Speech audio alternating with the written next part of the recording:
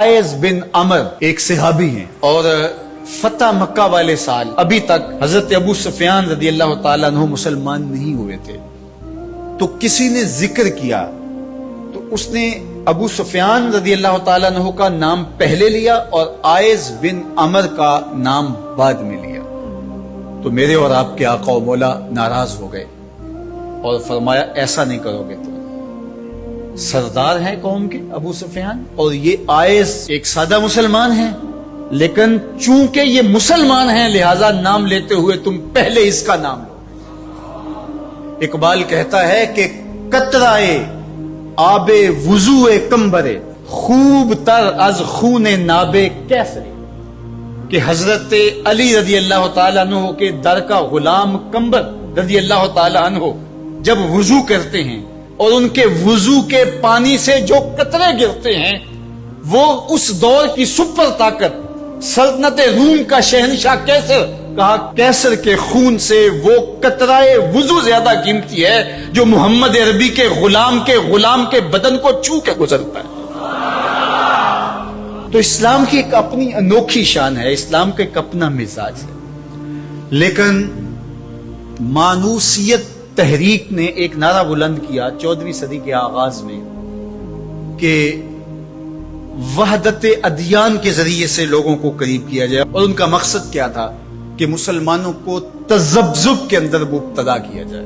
उनको कहा जाए कि देखो सारे दीन के मानने वाले लोग हैं, सबको हक है, अमल करें, कोई हरज नहीं है, और एक दूसरे के करीब हों, एक दूसरे के पास आना जाना रखें। इस तरह के कुछ नारे तराश के जो है वो एक फिक्र उन्होंने देना चाहिए। और ये फिक्र 14वीं सदी के आगाज में ही नहीं थी, बल्कि 14 सदियां कबल कुफारे मक्का ने भी हुजूर की बारगाह में हाजिर होकर कहा कि एक साल हमारे बुतों की आप इबादत कर लिया करें और एक साल आपके माबूद की हम इबादत कर लिया करेंगे। उसका फायदा ये होगा कि अगर आपका दीन सच्चा हुआ तो हमें फायदा हो जाएगा, हमारी आखिरत अच्छी हो जाएगी, और अगर हमारा दीन सच्चा हुआ तो आपका काम बन जाएगा। बाहमी मुनाकशत, लड़ाइयां, उलझाओ ये भी नहीं होगा, दोनों का फायदा हो जाएगा। जब उन्होंने ये पेशकश हुजूर से की तो हुजूर के सीने अतहर पे सूरह अल काफिरून का नुज़ूल, कुल या अय्युहल काफिरून ला आबुदु मा ताबुदू, ऐ महबूब फरमा दो कि जिनको तुम पूछते हो उनको मैं नहीं पूछता, और जिसको मैं पूछता हूं उसको तुम पूछने वाले नहीं हो, और जिसको तुम पूछते हो मैं कभी भी उसको पूछने वाला नहीं हूं। लकुम दीनुकुम वलिय दीन, तुम्हारा दीन तुम्हारे साथ, मेरा दीन मेरे साथ। तो ये एक अलग तशख्खुस है मेरे और आपके आका मौला के सीने पे उतारी गई सूरत के जरिए से जो वाज़े किया गया। हर दौर के अंदर ऐसा हुआ, लेकिन मैंने अर्ज किया कि 14वीं सदी के अंदर खास तौर पे इसका डोर डाला गया और उस वक्त से ये तहरीकें चल रही है। और बड़े बड़े नाम हैं, उनमें से कुछ नाम आप भी जानते हैं जो नादीदा या दीदा तौर पे इस फलसफे के ज़ेरे असर आए और उन्होंने ये तबलीग शुरू की। तो एक साहब ने कहा कि किसी दीन पर कोई बरतरी हासिल नहीं है कि मैं मगरब में एक गिरजा घर में नमाज पढ़ी है और उन्होंने मुझे इजाजत दी है। वो तो चर्च फरोख्त कर देते हैं, तो आप मस्जिद फरोख्त कर देंगे? वो अपना दीन तरक कर चुके हैं, वो तो उनकी ख्वाहिशात का मजबूआ है, तहरीफ राह पा चुकी है, और उन्होंने उन ख्वाहिशात के नतीजे में जो मिल बैठ के फैसला कर ले उसमें वो अपनी इबादतगाह को बेच देते हैं। तो क्या हम अपनी इबादतगाह को बेच सकते हैं? हम कहते हैं जी वो देते हैं तो हम भी दे दें। ये क्या बात हुई? अगर आपने उनकी रवादारी देखी है तो जरा इसको अपने सियासी कल्चर का हिस्सा बनाइए, थोड़ी सी वसीउ ज़रफ़ी का इजहार कीजिए। मुस्लिम लीग के दफ्तर जो हैं वो तहरीक इंसाफ के लिए खोल दीजिए कि आप यहां इजलास कर सकते हैं, और तहरीक इंसाफ से कहिएगा कि वो पीपल्स पार्टी के लिए, उनको कहिएगा कि आप नून लीग के लिए अपने दफ्तर खोल दीजिए। वहदत दियान तो बाद में होगी, वहदत सियासत तो होले पहले। तुम सारे मुसलमानों एक मुल्क के रहने वाले हो तो पता चले जी ये बड़े वसीउ ज़रफ़ हैं। वहां तुम अपने लीडर के लिए मर जाते हो, और इस्लाम कोई यतीम मजहब है? ये मोहम्मद अरबी का लाया हुआ दीन है। तुम अपने सियासी मफादात पे कोई कंप्रोमाइज नहीं करते हो। ये क्या तुम्हारा फलसफा कि उन्होंने अपने चर्च में इजाजत दे दी तो हम भी देंगे? मियां उनकी गैरत इजाजत देती है, उनका दीन जो खुद साख्ता है, और हजरत ईसा को छोड़ के जो उन्होंने इख्तियार किया है उनकी तरबियत उनके नफ्स ने की है, और हमारी मस्जिद के हवाले से तरबियत मोहम्मद अरबी ने की है। ہمیں تو یہ بتایا گیا سامان مسجد نہ برائے سوختن نہ برائے فروختن، مسجد تو مسجد رہی، مسجد کے اندر جو ٹوٹی ہوئی چٹائی ہے آپ اس کو بھی نہیں بیچ سکتے۔ باقی وہ آپ کے لیے یا دو چرچ کھول رہے ہیں اور کہیں کہ وہاں نماز پڑھیں اور آئیں وہاں میں آپ کو اجازت دیتے ہیں، میں آپ کو ایک پیشکش کرتا ہوں کہ انہیں کہیں کہ تم بڑے وسیع ظرف ہو مگر بہت کشادہ ذہن ہے، تو ہمیں مسجد کرتبہ میں نماز پڑھنے دیں۔ مسجد کرتبہ میں جو مسلمانوں کی بنائی ہوئی ہے، 10 مربع کلومیٹر پر پھیلی ہوئی مسجد، اس کے باغات، اس کے احاطے، اس کے متعلقات اگر شامل کریں، حمام شامل کریں تو 10 مربع کلومیٹر پر وہ مسجد تھی، اور 1400 ستونوں پر پھیلی ہوئی مسجد کا حال۔ اللہ اکبر، جب رات ہوتی تو اس زمانے کے اندر 7,500 مشعلے اس مسجد میں چراغاں کرتی، 30 فٹ اونچا اس کا چھت ہے، اور آج بھی وہ دیکھنے کے قابل ہے۔ اقبال نے بے ساختہ وہاں جا کے کہا تھا کہ تیرا وجود مردان خدا کی دلیل، جنہوں نے بنایا ہے پتہ چلتا ہے کوئی تھا، تیرا وجود مردان خدا کی دلیل، وہ بھی جلیل و جمیل تو بھی جلیل و جمیل، وہ بھی جلیل و جمیل تو بھی جلیل و جمیل، تیرے ستون بے شمار تیری بنا پائیدار، شام کے صحرا میں جیسے ہجوم نخیل۔ تو وہ مسلمانوں نے بنائی ہوئی، 800 سال مسلمانوں نے اندلس میں حکمرانی کی، اب وہ مسجد مسلمانوں کی تعمیر کرتا وہاں موجود ہے اور گرجا گھر میں تبدیل کر دی گئی۔ 2008 میں مقامی مسلمانوں نے پوپ کو درخواست دی کہ جس رواداری کی، مذہبی رواداری کی آپ بات کرتے ہیں، اس رواداری کو قائم کرنے کے لیے ایسا کیا جائے کہ ہمیں بھی اس مسجد میں نماز پڑھنے کی اجازت دی جائے۔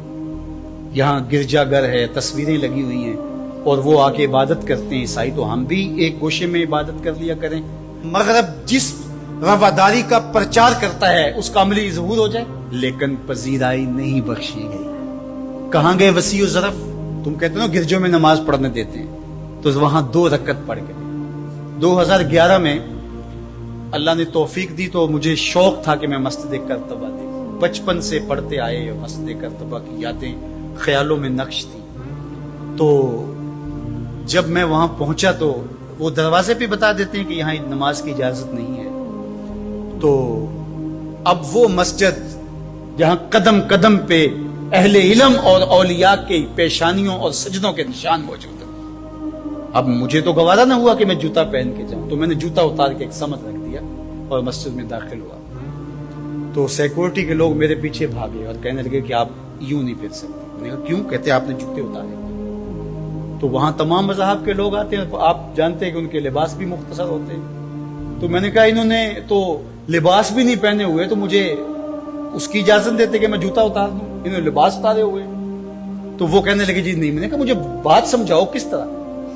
تو جو گفتگو ہوئی وہاں، جو میرے ساتھ ترجمان تھے ان کے ذریعے سے، وہ یہ تھی کہ چونکہ مسلمان مسجد کی تعظیم کرتے ہیں اور مسجد کی تعظیم عبادت کا روپ ہے، اور وہ مسجد کو تقدس دے کر کے اس کی تعظیم کرتے ہیں، اور آپ نے جو جوتا اتارا ہے آپ کی نیت میں مسجد کی تعظیم یہی ہے۔ میں نے کہا بالکل یہی ہے، یہاں بڑے بڑے مشائخ اولیاء بیٹھتے رہے تو کس طرح میں اپنے جوتوں سے اس فرش کو رون دوں؟ تو انہوں نے کہا جی ہمیں اجازت نہیں۔ تو ان سے بہت کہا، لیکن وہ کہنے لگے یہ ہو ہی نہیں سکتا، تو ہم ساری مسجد نہیں دیکھ سکے اور واپس آ گئے۔ اور 2014 میں پھر دوبارہ جانا ہوا، پھر یہی میرے ساتھ مسئلہ ہوا۔ تم کہتے ہو بڑے وسیع و ظرف ہے، میں اپنا تجربہ بتا رہا ہوں۔ تم کہتے ہو چرچ میں نماز پڑھنے دیتے ہیں اور وہ جوتے اتار کے نہیں جانے دیتے۔ او میاں، وہ تمہارے لیے ایک کھلونا رکھا ہے، تمہیں بہلانے کے لیے، تمہیں ورغلانے کے لیے وہ رکھا ہوا ہے۔ انہیں پتا ہے اس سے بہل جائیں گے، اور وہ بھی شور جا کے کریں گے کہ ہماری مسجدوں میں بھی ایسا ہونا چاہیے، ہم بھی وسیع و ظرف ہوں۔ وہ تمہیں دھوکہ اور فراڈ دینے کے لیے کیا ہے۔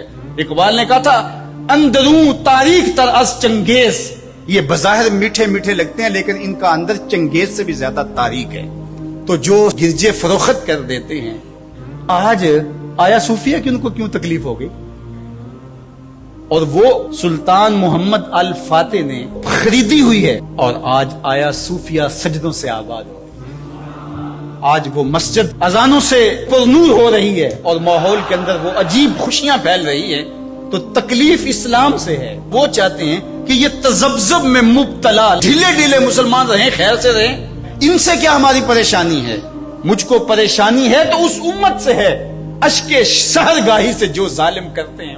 تو آج آیا صوفیہ تکلیف کا سبب اس لیے بن گیا کہ یہ جو تحریک بپا کی گئی تھی وحدت ادیان کی، اور ترکی بھی ایک زمانے میں اس کا مرکز رہا، اور آج یہ ہے کہ وہاں آیا صوفیہ مسجد کی صورت میں بدل رہی ہے، لیکن مغرب خوش ہے کہ پاکستان میں مندر بن رہے ہیں، عربستان میں مندر بن رہے ہیں، اور اسرائیل کے ساتھ ہم عربوں کے تعلق کو مضبوط کر رہے ہیں، لیکن یہ تمہارا ادھورا سا خواب ہے جو کبھی پورا نہیں ہوگا، یہ وقتی ہوگا، انشاءاللہ وہ وقت دوبارہ آنے والا ہے کہ پوری کائنات پہ جھنڈا میرے حضور کا ہی ہوگا۔